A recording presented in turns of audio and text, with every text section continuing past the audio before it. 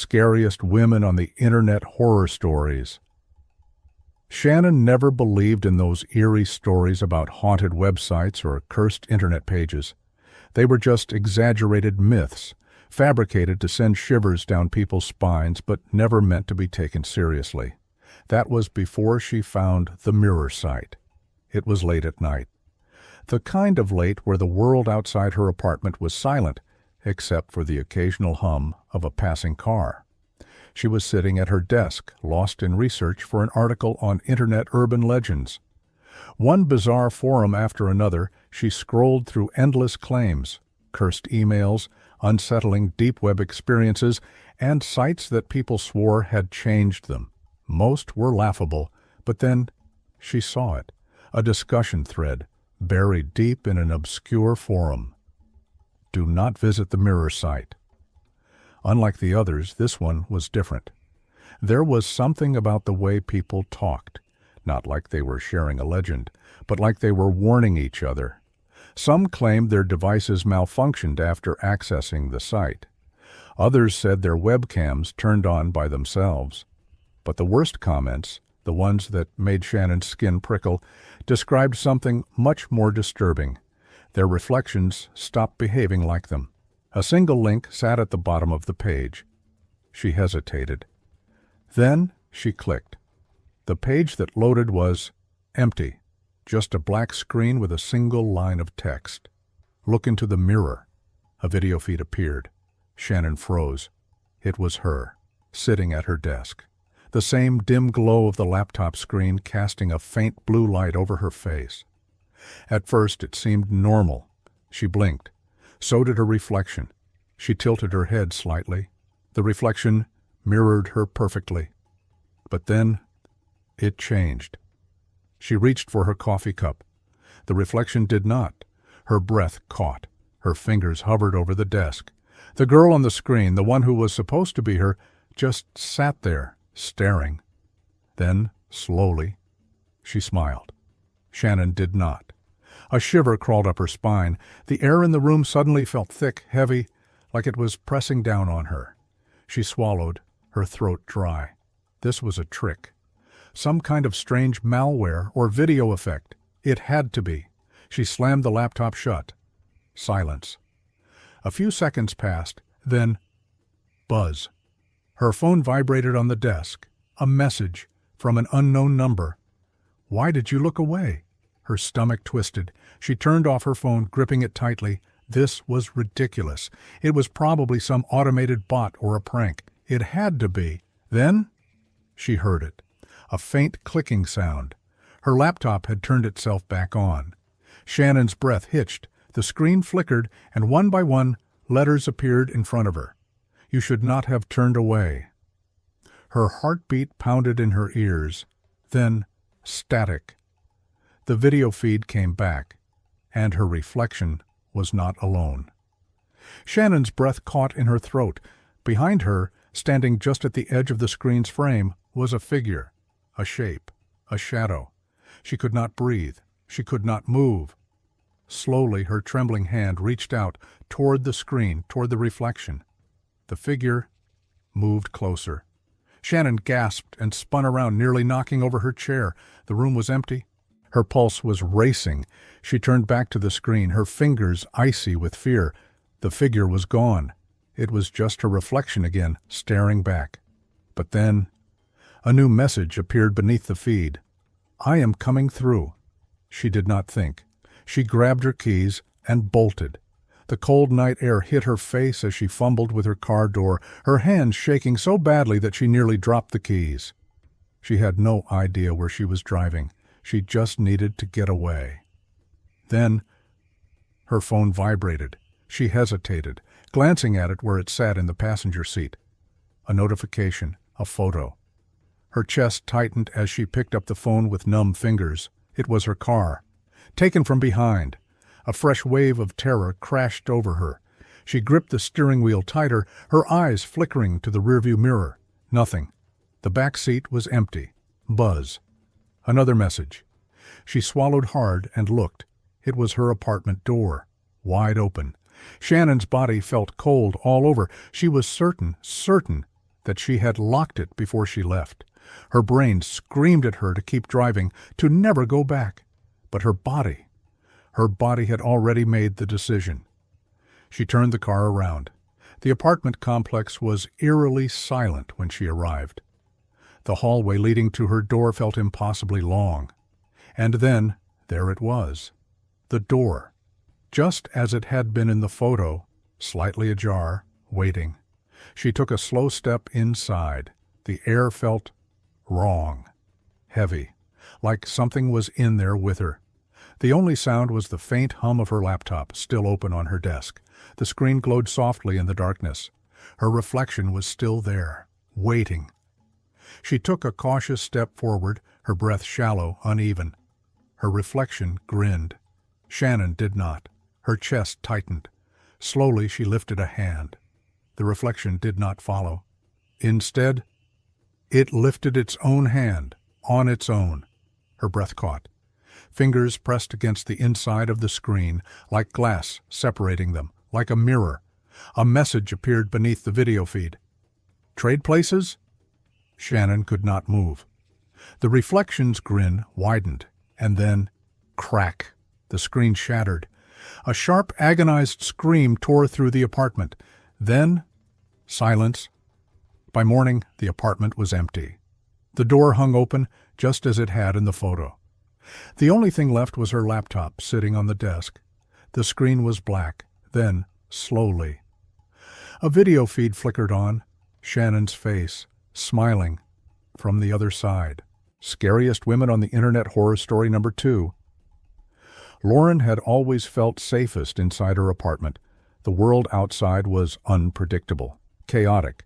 But in here, she was in control. The only light in the room came from her laptop, its soft glow casting long, twisting shadows along the walls. The apartment was silent, too silent. Even the city noise outside felt distant, swallowed by the thick weight of the night.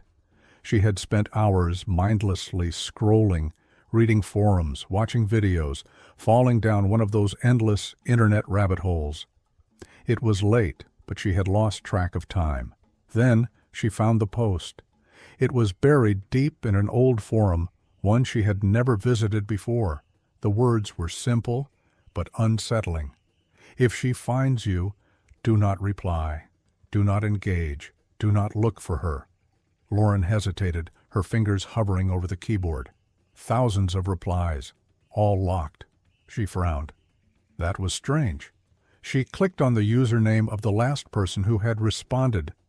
The page refused to load. Then, a new message notification. Her chest tightened. She had not messaged anyone. The subject line was empty. Inside there was only one sentence. Why are you looking for me? A deep, slow chill crawled up her spine. Her eyes flicked around the room as if expecting something, someone, to be there. This had to be some kind of prank, some bot, some stupid internet trick.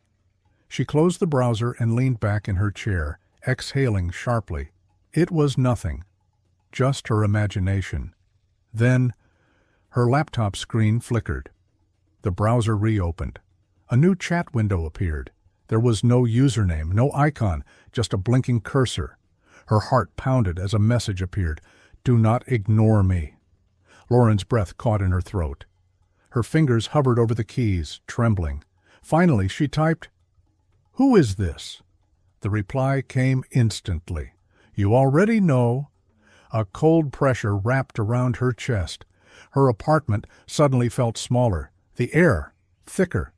The silence was deafening, amplifying every tiny noise. The hum of the laptop, the distant ticking of the clock, the sound of her own breathing, growing quicker, shallower. Then, a new message. Look outside. Her body froze. The temperature in the room seemed to drop. She did not want to look. She could not. But something forced her to move, slowly, carefully. She turned toward the window. Her fingers shook as she reached for the curtain. She pulled it back, and her heart stopped. Under the flickering streetlight, a woman stood perfectly still. She wore a long black coat. Her dark hair hung over her face. obscuring her features. But Lauren knew she was looking straight at her. Her chest rose and fell in shallow, rapid breaths. Her phone vibrated violently. She fumbled for it, her hands slick with sweat. A new photo message. Her stomach twisted. She opened it. And her blood ran cold. It was a picture of her own window, taken from the street, taken from where the woman was standing. Lauren staggered back. Her laptop chimed. Another message. "Let me in." Her pulse pounded against her skull. She spun toward the door, checked the locks, once, twice, 3 times. The air felt thick, suffocating. Her phone buzzed again. Another photo. Her breath hitched. This time, the picture was taken from inside her apartment, right behind her. She felt a sudden crushing weight in her chest. Her hands turned ice cold. She was not alone. With a sharp gasp, she spun around. Nothing. The apartment was empty. The silence pressed down on her, heavy, unnatural. She swallowed, her throat dry, her mind screaming for logic, for any rational explanation. Then, her laptop flickered again. The chat updated. "You already let me in." A slow, creeping horror filled her. The lights flickered. Then, a sound. A low, drawn-out creak from the hallway. Lauren's stomach twisted painfully. She turned her head, her body frozen in place. The closet door, it was slightly open. She had closed it, she was sure. A suffocating silence filled the air. Then a shadow shifted behind the door, her lungs locked. The chat updated. The final message. "You looked for me. Now I am with you." The lights went out. The darkness swallowed everything. Then, footsteps, software slow, moving toward her, and then, everything went black. Scariest Women on the Internet Horror Story number 3. The dim glow of Mia's laptop screen flickered against the walls, casting long, shifting shadows. It was late, too late, but she was still awake, scrolling through the same online forum she had been obsessing over for days. It had started as idle curiosity, a rabbit hole of missing persons cases, eerie stories of people who had vanished without a trace, often leaving behind cryptic, disturbing messages online. One case in particular had unsettled her more than the rest. Evelyn Carter, a woman who disappeared 3 years ago. No leads, no witnesses, no body. Her last known activity? A series of frantic posts on an obscure forum warning others about something or someone she claimed had been watching her. Mia had spent hours reading through every detail. She had not commented, had not engaged. She had only observed. And yet, someone had found her. A new message notification blinked on her screen. "You should not have looked for me." Mia's fingers hesitated over the keyboard. What? The username was nothing but a random string of numbers. No profile picture, no posts, completely blank. A cold shiver crawled up her spine. How had they found her? Her pulse quickened. She knew better than to respond. She should just close the tab and go to bed. Before she could move, another message appeared. "Close the tab if you want. I am already here." Her breath caught in her throat. Her eyes darted around the room, empty, silent, but suddenly the air felt different, heavy, thick, like she was not alone. Mia's fingers trembled as she typed back, "Who is this?" No response. She stared at the screen, waiting, watching. The cursor blinked, the silence stretched. She exhaled sharply, forcing herself to think rationally. This had to be a prank, someone messing with her, right? She needed sleep. Mia shut the laptop with a quiet click. The screen went dark. And in its reflection, she saw something move behind her. A sharp gasp escaped her lips. She spun around, heart hammering. Nothing, just her empty apartment. But the feeling did not fade. If anything, it got worse. The shrill vibration of her phone yanked her from sleep. She sat up abruptly, disoriented, heart pounding in her ears. Her phone buzzed again. The screen glowed in the darkness. Unknown caller. A deep, gnawing dread settled in her stomach. The ringing continued, persistent, unrelenting. Finally, with a shaky breath, she answered. Silence. Then, a whisper. "You should not have looked for me." Mia's blood turned to ice. She ended the call immediately, her hands trembling. This was real. Someone had her number. A choked breath escaped her lips. She turned to her laptop. It was still shut, exactly as she had left it, but something felt wrong. So very wrong. With hesitant fingers, she lifted the lid. The screen flickered on. Her browser was already open. To a live video feed. Mia's breath hitched. The footage was dark and grainy, but she recognized it instantly. It was her apartment. The camera was facing her bedroom door. Her stomach twisted violently. She did not own any cameras. Her hands began to shake. She frantically scanned the room, searching for something, anything that could explain this. Then, the camera feed moved, slowly, deliberately, tilting upward, as if someone was adjusting it. Mia's breath came in shallow gasps. Someone was behind the camera. But where? Her phone vibrated in her palm. A new message. "Do not turn around." A strangled sob caught in her throat. The apartment was silent, but she could feel it. The weight of a presence behind her, watching, waiting, close. The air turned ice cold. Then, a floorboard creaked, right, behind her. Tears burned her eyes. She clenched her jaw, her whole body paralyzed with terror. Run, get up, move! But she could not. Something brushed against her hair. Not fingers, not a hand. Breath, software slow, right against her ear.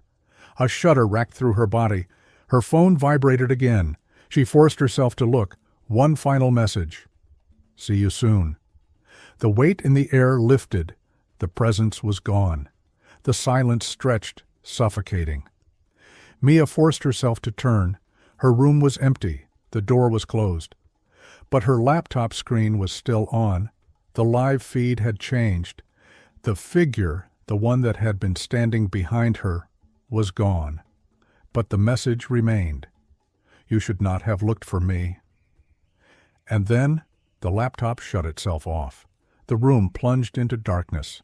Mia sat there, frozen, heart racing. She wanted to believe it had been a nightmare. But the cold breath against her skin had been real. The voice on the phone had been real. She never searched for missing persons again. But sometimes, late at night, her phone would vibrate with a message from an unknown number. She never read them. She did not have to. She already knew what they would say. "You should not have looked for me."